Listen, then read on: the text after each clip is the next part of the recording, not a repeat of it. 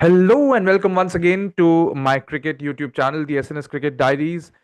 Today, I have a very special guest with us, with whom we are going to talk about the Indian T20 World Cup squad for 2026 that was announced yesterday.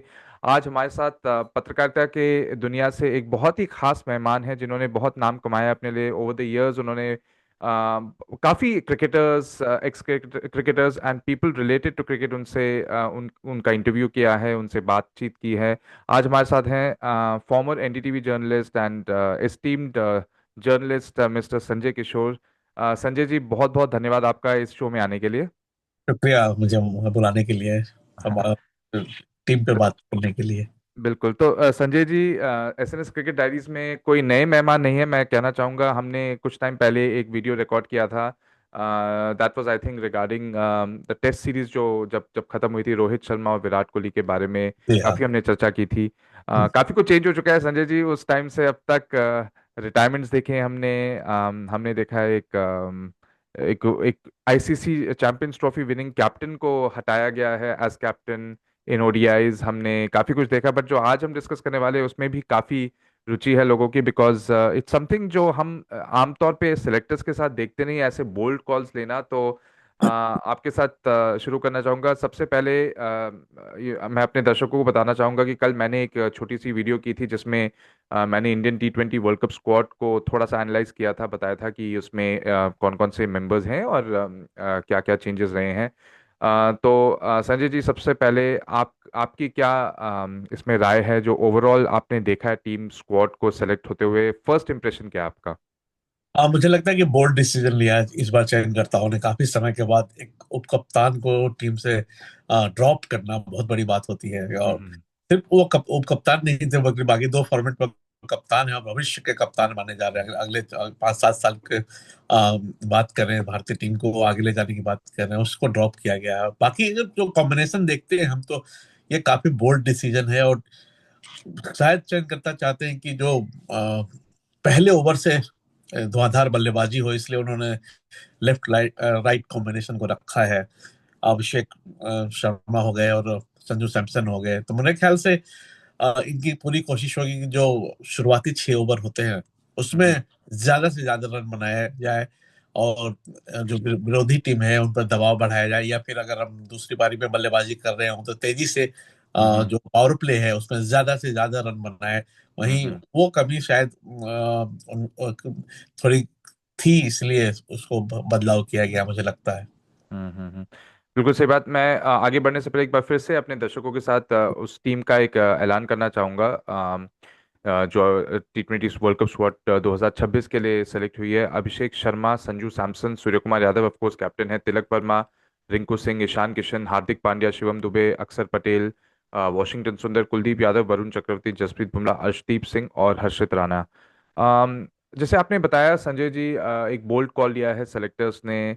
Specifically अगर हम शुभमन गिल की बात करें, जब जब उनको T20 मतलब England tour के बाद जब उनको लाया गया था एशिया कप के लिए, तो मुझे याद है सूर्य कुमार यादव ने ये बात, क्योंकि उस टाइम पे भी बहुत चर्चा हुई थी कि क्यों संजू सैमसन को हटा, या संजू सैमसन को हटाया नहीं था, बट ये था तय कि संजू सैमसन ओपनिंग से हटके शुभमन गिल को देंगे चांस।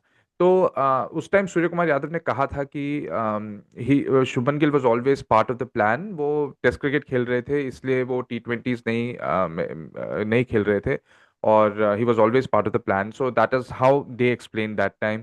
और अब देख के कि जितने भी 15 मैचेस शुभमन गिल ने खेले हैं T20s में जब से वो वापस आए हैं, ऑब्वियसली वो परफॉर्मेंस वैसा नहीं रहा है। तो कितना इजी या कितना डिफिकल्ट था सेलेक्टर्स के लिए आपके राय में उनको हटाने के लिए? बिकॉज एक ओवरऑल इंडियन क्रिकेट में देखा जाता है कि एक फेस है, उस फेस को हम आगे बढ़ाते हैं। तो उस हिसाब से कितना डिफिकल्ट था ये डिसीजन? बहुत ही डिफिकल्ट डिसीजन रहा होगा चयनकर्ताओं के लिए, क्योंकि एक कप्तान को जो दो दो फॉर्मेट में टीम की कप्तानी कर रहा है। हालांकि जो सुमन गिल जब से चोट लगी से उसके बाद वापसी की है, तो वो परफॉर्मेंस नहीं दिखा है। तो एक खिलाड़ी जब चोटिल होता है और टीम से बाहर होता है, तो वो रिदम में वापसी करने में काफी वक्त लगता है। हर खिलाड़ी हम्म। के लिए आसान नहीं होता खुद को उस ग्रुप में अपने को ढालना। तो ये दिक्कत थी शुभमन गिल के साथ। और लेकिन चयनकर्ताओं के पास वक्त नहीं था। कि वो हम्म। उनको मौका दें कि आखिर ग्राउंड पे ही वो सेट हो, मैच में ही वो खुद को सेट कर लें। हम्म। और इस वक्त इतना कंपटीशन है भारतीय क्रिकेट में, इस वक्त नहीं, अगर हम कहें 5-6 साल की बात हम्म। करें, इतना कंपटीशन, फियर्स कंपटीशन है कि हम्म। आप एक दो मैच में भी परफॉर्म नहीं करते हो तो आप बाहर रहने के लिए तैयार हैं। अब बड़े नाम हैं भी नहीं उस तरह से, जैसे विराट कोहली थे, सचिन तेंदुलकर थे, या फिर रोहित शर्मा थे। उस तरह के बड़े नाम है भी नहीं, और चयनकर्ता बोल्ड डिसीजन लेने के लिए भी तैयार है। तो मेरे ख्याल हम्म। से जो चोट लगी थी उसके बाद वो रिदम में नहीं आ पाए, और रिदम के लिए उनके पास मौका नहीं था। आ नहीं सकते थे, ये नहीं कर सकते, हो सकता था टूर्नामेंट में वो रिदम में वापस आ सकते थे, लेकिन चयनकर्ताओं ने रिस्क लेना मुनासिब नहीं समझा, और उस टीम पर भरोसा किया, उन खिलाड़ियों पर भरोसा किया जो पूरे दमखम के साथ अभी परफॉर्म कर रहे हैं, जैसे कि ईशान किशन हो गए। तो अगर हम इस डिसीजन को थोड़ा सा और पीछे ले जाएं, संजय जी, आपके आपके राय में क्या शुभमन गिल को सेलेक्ट करना इन द फर्स्ट प्लेस एक मिस्टेक था सेलेक्टर्स के हिसाब से? क्योंकि हम देख रहे थे पिछले एक साल में जब से सूर्य कुमार यादव ने कप्तानी संभाली थी, संजू सैमसन और अभिषेक शर्मा साउथ अफ्रीका में अच्छा खेला, इंडिया में अच्छा खेला, काफी जगह उन्होंने जाके अच्छा खेला। तो उस टाइम शुभमन गिल को फिर से सेलेक्ट किया था, तो और ये पार्टनरशिप तोड़ी थी इन्होंने, ओपनिंग पार्टनरशिप, तो ये था क्रिटिसिज्म था चयनकर्ताओं के लिए कि उन्होंने एक अच्छे सेटअप को थोड़ा सा उन्होंने डिस्टर्ब कर दिया। तो आपके पर्सनल ओपिनियन में क्या ये उनको सेलेक्ट करना ही सबसे पहले in the first step it was a mistake? देखिए, मिस्टेक में नहीं कहूंगा, इस जल्दबाजी कहूंगा कि जल्दी से उन्हें तीनों फॉर्मेट की कप्तानी देने की एक बात चली। दो फॉर्मेट के तो उन्हें मिल चुका, तीसरे फॉर्मेट के लिए भी उन्हें कप्तानी देने की बात थी। चंद्रता इस दिशा में आगे बढ़ रहे थे, लेकिन वो हो नहीं पाया। तो मैं ये गलती नहीं कहूंगा, गलती तो नहीं है, क्योंकि उस खिलाड़ी में काफी पोटेंशियल है, और हम्म। धीरे धीरे वो तीनों फॉर्मेट पे कप्तानी कर सकता है। क्योंकि भारतीय टीम में, भारत में ज्यादातर परंपरा यही रही कि एक ही कप्तान रहे तीनों फॉर्मेट में। हालांकि हम्म। हाल के वर्षों में ये परंपरा बदली है। तो हम्म। मेरे ख्याल से एक दबाव जो होता है कि कप्तान पर जो दबाव होता है परफॉर्म करने का, पूरी टीम को आगे लेकर चलने का, वो हम्म। दबाव उन पर जल्दी आएगा। उनके जो कंधे थे इसके लिए हम्म। तैयार नहीं थे। रोहित शर्मा अच्छा कर रहे थे, विराट कोहली अच्छा कर रहे थे, उन्हें किसी तरह मेरे ख्याल से तो उन्हें टेस्ट में भी कम से कम विराट कोहली को टेस्ट में के लिए हम्म। बनाना चाहिए था खिलाड़ियों को, जिस तरह का उनका कद है, उनका परफॉर्मेंस है, और उन्होंने दिखलाया है कि, हम्म। हालांकि उन्होंने खुद बोला है कि हम सिर्फ एक ही फॉर्मेट में हम खेलेंगे, लेकिन चयनकर्ताओं को कई बार मनाना चाहिए, क्योंकि एक ऐसा खिलाड़ी था जिसको हटाया गया तीनों कप्तानी में। जो परिस्थितियां थी उस तरह से नहीं हटाना चाहिए था। हम्म। आप हम्म। उन्हें मालूम ही नहीं होता है प्रेस कॉन्फ्रेंस के पहले कि उन्हें कप्तानी पद से हटा दिया गया है। तो ये हम्म। सब उनके साइकी पे भी असर पड़ता है। खिलाड़ी आज जो खिलाड़ी सिर्फ हुनर के बल पर नहीं खेलते हैं, या कभी भी कोई भी हम्म। गेम मेंटल गेम होता है। अगर आप मेंटली हम्म। डिस्टर्ब हैं, आप हम्म। कहीं ना कहीं, आप देखा होगा आपने कि हम्म। कितने मंदिर जा रहे हैं साधु फकीर, उन हम्म। साधु फकीर के पास जा रहे हैं, तो बुराई नहीं है, लेकिन ये दिखलाता है कि उस खिलाड़ी मेंटली वो कितना परेशान है, उस शांति की तलाश में वो इधर उधर भटक रहा था। तो मेरे ख्याल से चयनकर्ताओं ने गलती तो नहीं की, हम्म। जल्दबाजी कर दी। बिल्कुल सही कहा संजय जी। अब अगर हम थोड़ा और आगे बढ़ें, शुभमन गिल के बारे में ही, उसके फ्यूचर को अब आप कैसे देखते हैं? डू यू थिंक कि वो इस सेटबैक से वापस आ सकते हैं और T20 इंटरनेशनल इंडियन टीम में वापस आ सकते हैं? और आपको लगता है कि अब जो जो जो रोल विराट कोहली ने बहुत साल खेला T20s में इंडिया के लिए एक एंकर के रूप में, वो बहुत लोग समझ रहे थे कि शुभमन गिल वैसा रोल खेलेंगे, बट अब जो अग्रेसिव अप्रोच गौतम गंभीर के अंडर टीम ने लिया है, जिसमें हर एक बैट्समैन अग्रेसिवली खेलेगा, कोई एंकर नहीं रहेगा, तो ऐसे सेटअप में आपको लगता है Shubman Gill after the T20 world cup, if he wants to come back into the T20 international side for India, तो कुछ चांसेस हैं उनके लिए, और उनको क्या करना पड़ेगा वापस आने के लिए? देखिए, वर्ल्ड कप के बाद आईपीएल आ रहा है, आईपीएल में किस तरह का परफॉर्मेंस रहता है, क्योंकि वो भी वही फॉर्मेट है। उसमें चयनकर्ता भले ही स्वीकार नहीं करते हैं कि चयनकर्ता के आईपीएल को पैमाना नहीं मानते हैं, हम्म। बनाते हैं, लेकिन आईपीएल से ही बहुत से खिलाड़ी बने हैं, निकल हम्म। के आए हैं। उनका जो परफॉर्मेंस है, और जो आगे जो टीम में लिया जाता है, ये काफी हद तक आईपीएल के परफॉर्मेंस पे डिपेंड करता है। आप हम्म। नकार नहीं सकते।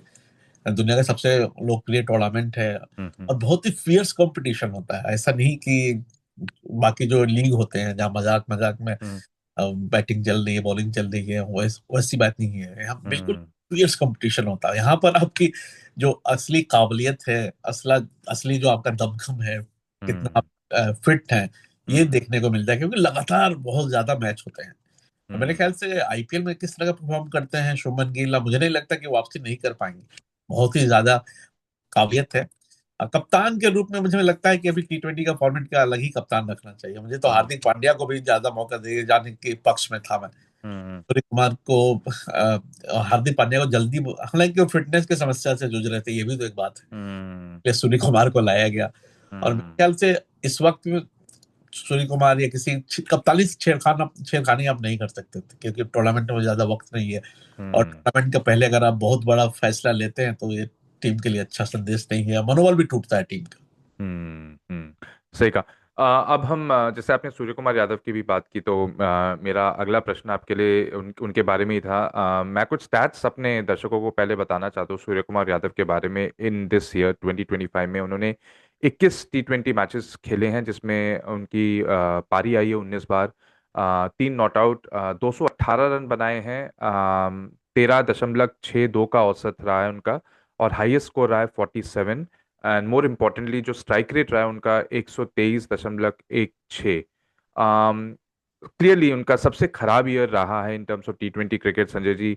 एक भी हाफ सेंचुरी नहीं है, जबकि वो ही plays in the top of the order, first 3 या 4th पोजीशन में खेलते हैं वो। तो उस हिसाब से ऐसा नहीं है कि उनको मौके नहीं मिले किसी पारियों में नंबर ऑफ बॉल्स खेलने के लिए to get 50। And even then बहुत ही खराब प्रदर्शन रहा है। और अभी रिसेंटली कल ही कहा था उन्होंने कि फॉर्म मेरी बस ठीक नहीं है, बाकी सब चंगा सी है। और वो जैसे अपने मस्त मोड में कहते हैं, वो बात करते हैं। तो बट कितना कंसर्निंग है उनका form heading into the world cup, या आपको लगता है कि टी20s में फॉर्म को बहुत ज्यादा महत्व नहीं देना चाहिए?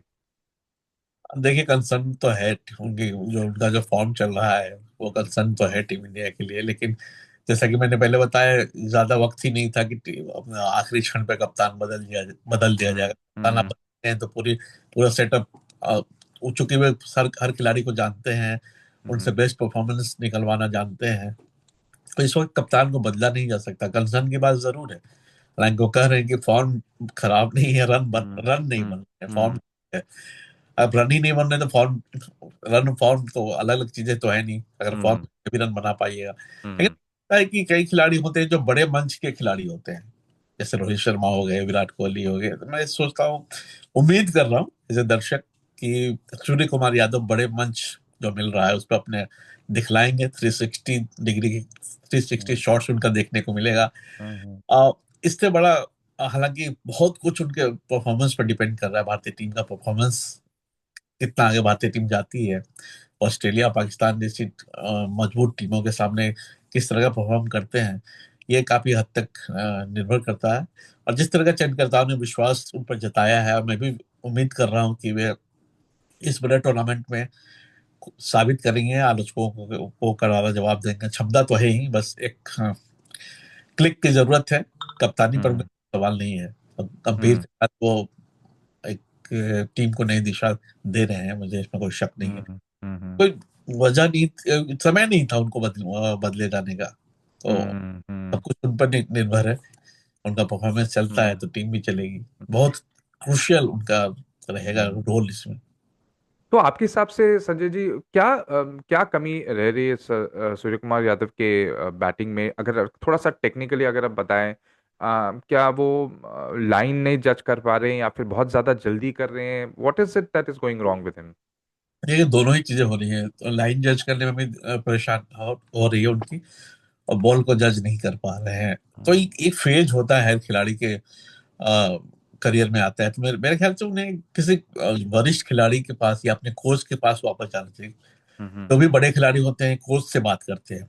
कोच बड़ा नहीं होता, बड़ा नाम नहीं होता, लेकिन कोच आपको बचपन से देख रहा है, तो आपकी कमजोरियों को, खूबियों को अच्छी तरह समझता है, आप कहाँ गलती कर रहे हैं हम्म। उसको वो बता सकता है। तो कोच के पास उन्हें जाना चाहिए था, वो गए भी होंगे, मुझे नहीं लगता कि वो तैयारी नहीं कर रहे होंगे इस वक्त। हम्म। और जो बड़े खिलाड़ी हैं, कमेंटेटर के तौर पर गावस्कर रहते हैं, रवि शास्त्री रहते हैं, हम्म। संजय मांजरेकर रहते हैं, नए खिलाड़ी T20 में तो ज्यादातर युवा खिलाड़ी ही रहते हैं। तो हम्म। इरफान पठान भी होते हैं। मेरे ख्याल से इन खिलाड़ियों से आप क्या बात कर सकते हैं। अगर हम्म। आप, हालांकि ये तो टूर्नामेंट भारत में ही हो रहा है, तो अब सारे खिलाड़ी उपलब्ध होंगे, वरिष्ठ हम्म। खिलाड़ी। सबसे पहले तो आपको कोच से बात करनी चाहिए, कहाँ हम्म। गलती हो रही है उतनी टेक्निकलिटी। तो एक कोच से बेहतर कोई नहीं बता सकता। हम तो देख के ही मतलब बता सकते हैं। हम्म। हम लोग ज्यादा एक्सपर्ट नहीं, हम तो हम्म। मतलब जो मोटा मोटी जो खेल होता है उस पर हम टिप्पणी कर सकते हैं, लेकिन जो हम्म। असली कमजोरी कहाँ है वो तो कोच बता सकते हैं, या फिर पूर्व खिलाड़ी से बात करनी चाहिए, और उन्होंने किया होगा मुझे लगता है। Right, right, right. अब हम थोड़ा सा टीम कॉम्बिनेशन पे आते हैं, जो पॉसिबल कॉम्बिनेशन, पॉसिबल प्लेइंग 11 होगी। तो जैसे मैंने वर्ल्ड कप का स्क्वाड अभी थोड़ी देर पहले भी अनाउंस किया था, संजय जी, इसमें हम देख सकते हैं तेज गेंदबाजों में हमारे पास हर्षित राणा है, अर्शदीप सिंह है, जसप्रीत बुमराह है, और टू सीम बॉलिंग ऑलराउंडर्स है, शिवम दुबे एंड हार्दिक पांड्या। स्पिनर्स में अगर अब आए तो हमारे पास हैं अक्षर पटेल, वॉशिंगटन सुंदर, वरुण चक्रवर्ती, कुलदीप और वो भी। कुलदीप यादव। हम्म, हालांकि आई थिंक T20s में हमारे पास ये एक थोड़ा सा एक चेंज आया है कि कुछ टॉप ऑर्डर बैटर्स हैं जो स्पिन कर सकते हैं, बॉलिंग कर सकते हैं, जैसे अभिषेक शर्मा हो गए, तिलक वर्मा हो गए, जो I think for some strange reason Sanjay ji इतने सालों में, जब हम जैसे लोग जो 90 के दशक से क्रिकेट देख रहे हैं, 2000s एंड 90s में हम देखते थे सचिन तेंदुलकर, वीरेंद्र सहवाग, युवराज सिंह, सब बॉलिंग करते थे, टॉप ऑर्डर के बैटर्स। तो बट अब ये फेज आया है जिसमें T20 में, आई मीन ODI टेस्ट में देख लें, no one is there, almost no one जो बॉलिंग कर सकता है अमंग्स बैटर्स। बट इस T20 टीम में हमने देखा है कि अभिषेक शर्मा और तिलक वर्मा ने इनफैक्ट बॉलिंग की है काफी, इवन रिंकू सिंह ने। तो इन इन सब को देखते हुए, स्क्वाड को देखते हुए, आपकी possible playing 11 in most of the games, of course कुछ कुछ गेम में depending on conditions might change, but mostly क्या रहेगी आपके हिसाब से? देखिए मैंने अभी थोड़ी देर पहले बनाया था, जो मैं आपको पढ़ के बताता हूँ। या। अभिषेक शर्मा हो गए, संजू सैमसन, ये ओपनिंग कर सकते हैं। तिलक वर्मा मिडिल ऑर्डर में है। सूर्य कुमार यादव, हार्दिक पांड्या फिनिशर ऑलराउंडर। हम्म। रिंकू सिंह है नंबर 6 पे। और जो मेरे प्लेइंग 11 में अक्षर पटेल होंगे, उप कप्तान है, तो उन्हें तो रहना ही है। हम्म। वाशिंगटन सुंदर और वरुण चक्रवर्ती में से किसी एक को लेंगे, पिच देखकर, कैसी पिच। हम्म। इसके अलावा कुलदीप यादव और हम्म। जसप्रीत बुमराह और हर्षदीप सिंह। जसप्रीत बुमराह और हर्षदीप सिंह तो मेरे ख्याल से रहेंगे ही रहेंगे। और जब, हम्म। क्योंकि में हो रहा है टूर्नामेंट, भारत और श्रीलंका में हो रहा है, तो यहाँ के पीछे मेरे ख्याल से स्पिनर्स को मदद देनी चाहिए। और ये भी एक मिथक टूटा है कि T20 में स्पिनर्स की भूमिका नहीं होती है, हालांकि ये हम्म। मिथक टूटा है। हम्म। तो मेरे ख्याल से दो स्पिनर्स और तीन फास्ट बॉलर के साथ भारतीय टीम को उतरना चाहिए, और जो अगर एक और स्पिनर की जरूरत पड़ी तो बल्लेबाज हैं जो तो बॉलिंग कर। अगर आप तीन फास्ट बॉलर कह रहे हैं तो उसमें Hardik Pandya will be one of them. जी बिल्कुल। ओके। मध्यम, फास्ट बॉलर तो नहीं बोल सकते, मध्यम तेज हम्म। गेंदबाज को बोल सकते हाँ। हैं। हार्दिक पांड्या तो रहेंगे। हम्म। अर्शदीप सिंह और बुमराह। हम्म। Men but. सारी हम्म। मेन जो जिम्मेदारी है बुमराह को उठानी हम्म। होगी, क्योंकि सबसे हम्म। अनुभवी बॉलर है। और ये टूर्नामेंट काफी चुनौतियों भरा होगा, इतना आसान हम्म। होगा नहीं। हम्म। तो भारतीय पिच, तो ये नहीं कर सकती कि भारत और श्रीलंका के पिचेस से भारतीय और बल्लेबाज या भारतीय गेंदबाज वाकिफ है। भारतीय पिचेस पर भी भारत की हार हो रही है। तो ऐसा नहीं है कि इसका एडवांटेज बहुत ज्यादा होगा।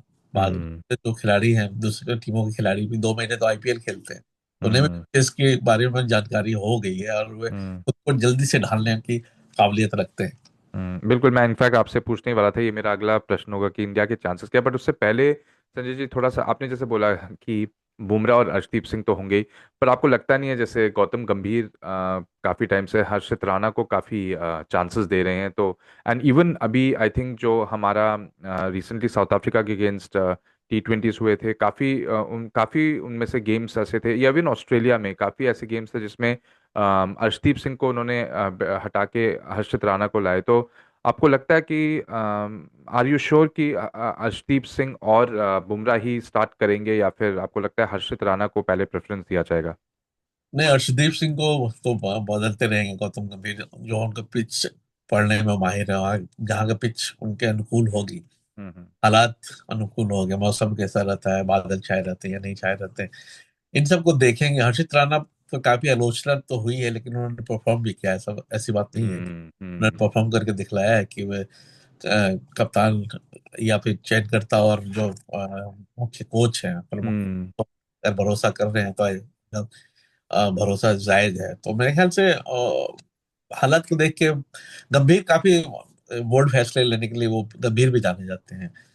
और वो एक ऐसा कोच है ना, वो बिल्कुल निष्पक्ष रहता है, भले ही आप कितनी आलोचना उसकी करें। वो कोच ऐसा है जो किसी किसी खिलाड़ी के पक्ष में नहीं होता। वो देखता है कि आज कौन से खिलाड़ी फिट बैठ रहा है, इस हम्म।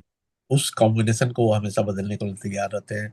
साथ ही वो बैटिंग बॉलिंग, जो बैटिंग ऑर्डर भी है उसमें भी परिवर्तन करने के लिए तैयार रहते हैं। तो वो उसको गंभीर की गंभीरता पर मुझे पूरा भरोसा है। और सूर्य कुमार से उम्मीद है कि वो वापसी करेंगे और हम्म।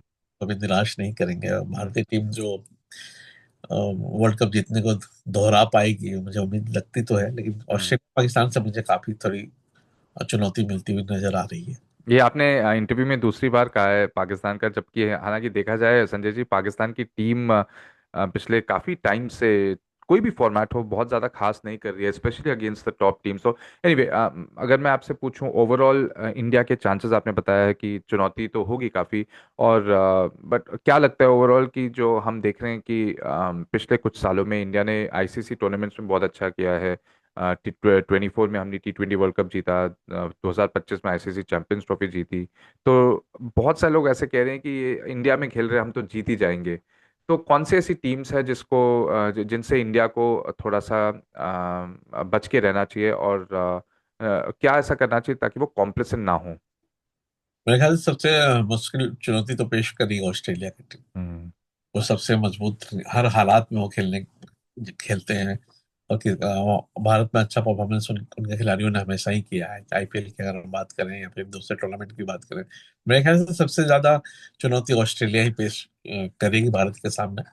और जैसे कि मैं देख पा रहा था, ये ट्रेविस हेड और अभिषेक शर्मा जैसे दोनों का टेम्परामेंट एक सा मुझे हम्म। नजर आया है। काफी लोग कंपेयर कर रहे हैं दोनों की तरफ। हेड के पास अनुभव ज्यादा है, तो वो कितना चलते हैं इस पर ऑस्ट्रेलिया का परफॉर्मेंस काफी डिपेंड करेगा। और हम्म। पाकिस्तान की बात करें तो पाकिस्तान की इसलिए हम बात करते हैं कि ये जो टीम है इसको प्रेडिक्ट प्रेडिक्ट नहीं कर सकते। कल अगर आप बॉटम में है तो कल टॉप पर भी पहुंच सकती है, ये इनकी फितरत रही है। हालांकि पिछले 12-13 मैचेस में तो भारतीय टीम ने उन्हें हराया है। और शाहीन अफरीदी की बात करते हैं, शाहीन अफरीदी और जसप्रीत बुमराह के बीच एक, हालांकि क्रिकेट एक टीम गेम है, लेकिन फिर भी लोग कंपेयर करते हैं बॉलर्स की। तो मैं यहाँ पर शाहीन अफरीदी और जसप्रीत बुमराह के बीच एक टक्कर देखते हुए देखना चाहूंगा कि अजय दर्शक की कौन बेहतर करते हैं, कि काफी ग्लैमरस नाम है दोनों। तो मेरे ख्याल से यही ऑस्ट्रेलिया से मुझे बहुत ज्यादा आ, बचने की, भारतीय टीम को कंप्लेसेंट नहीं होने की जरूरत होगी। और भी ये भी समझना होगा कि अब इस पिच भारत में आप खेल जरूर रहे हैं, लेकिन बाकी टीमें भी तैयारी करके आई हैं, और उनकी भी जो तैयारियां हैं, उनके जो पिच पर रखने की जो क्षमता है वो पहले से कहीं बेहतर है। हम्म। बहुत बढ़िया। तो इसी के साथ हम इस कॉन्वर्जेशन को ख़त्म करते हैं। बहुत बहुत धन्यवाद आपका संजय जी, आपने अपना कीमती समय एसएनएस क्रिकेट डायरीज को दिया। और ये हमारी हमेशा से एक चाहत है कि आप हमेशा हमारे चैनल के साथ बनते रहें, और आपसे और मुलाकात हो। तो दो शुक्रिया मुझे मौका देने के लिए। और उम्मीद करते हैं कि आगे भी दिलचस्प चर्चा में हम दोनों बातचीत करेंगे। और ये चाहेंगे कि भारतीय टीम सूर्य कुमार की कप्तानी में और गौतम गंभीर की कोचिंग में फिर से वर्ल्ड कप जीते। और बिल्कुल। बिल्कुल, अहमदाबाद के नरेंद्र मोदी स्टेडियम में हम होपफुली देखेंगे सूर्य कुमार यादव को वो ट्रॉफी लिफ्ट करते हुए। हमें सब याद है जो सूर्य कुमार यादव ने कैच लिया था 2024 वर्ल्ड कप फाइनल बिल्कुल। में, और इस बार ट्रॉफी अगर ले तो बहुत ही मज़ा आ जाएगा। तो बहुत बहुत धन्यवाद Sanjay ji. I hope all my listeners and viewers have enjoyed this talk with Mr. Sanjay Kishore, esteemed journalist from the world of journalism. So thank you so much, and until the next episode of the SNS Cricket Diaries, take care. Bye.